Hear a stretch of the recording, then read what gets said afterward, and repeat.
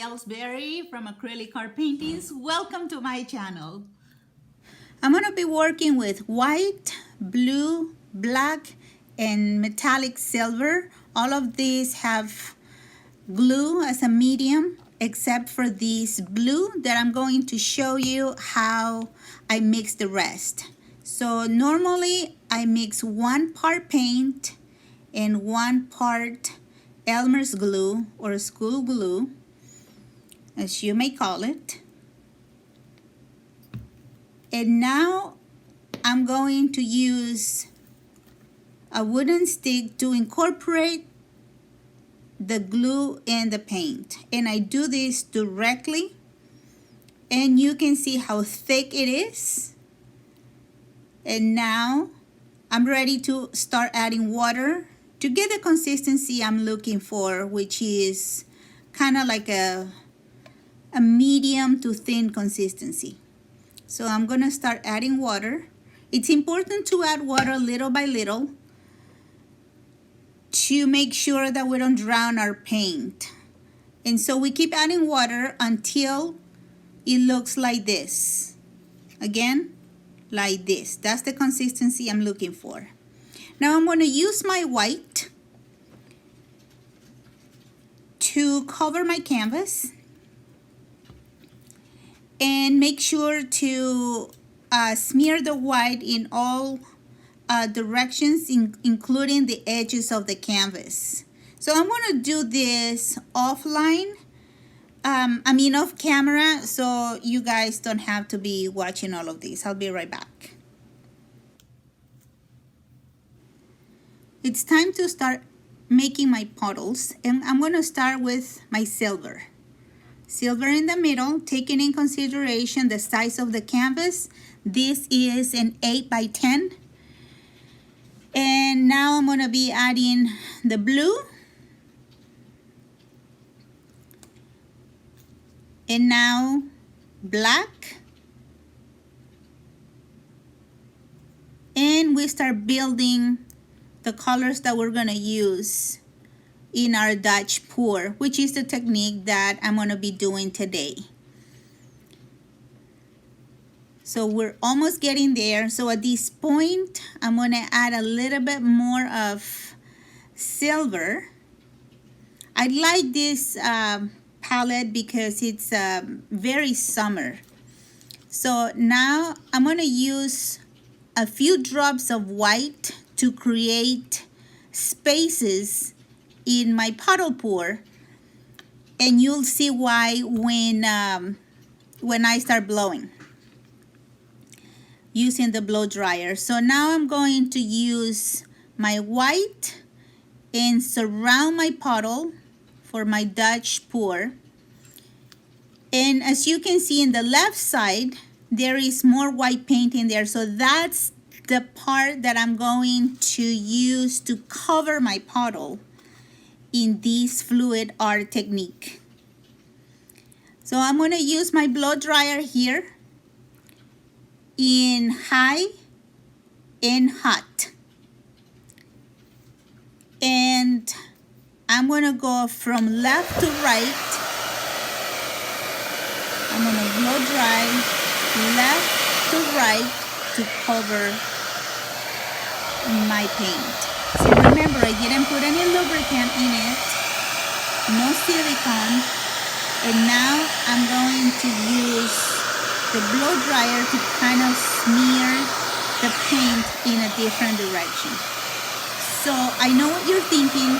Yeah, this is a mess. I know that you guys have experienced this if you have tried this technique.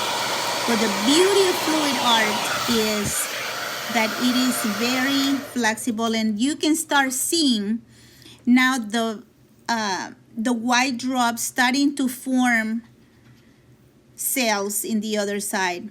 So now I've switched the camera angle to let you see how I'm going to start blowing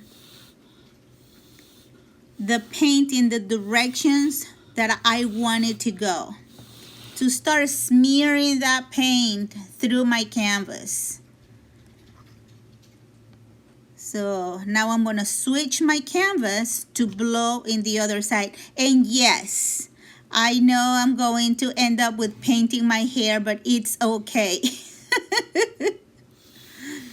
So I know there is glare, but you get the idea. We keep blowing with our lips until we're happy with the result.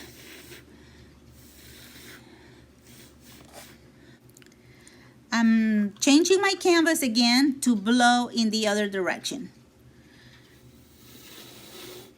I feel like the wolf blowing at the piggies' homes. But as you can see, it's already starting to take shape.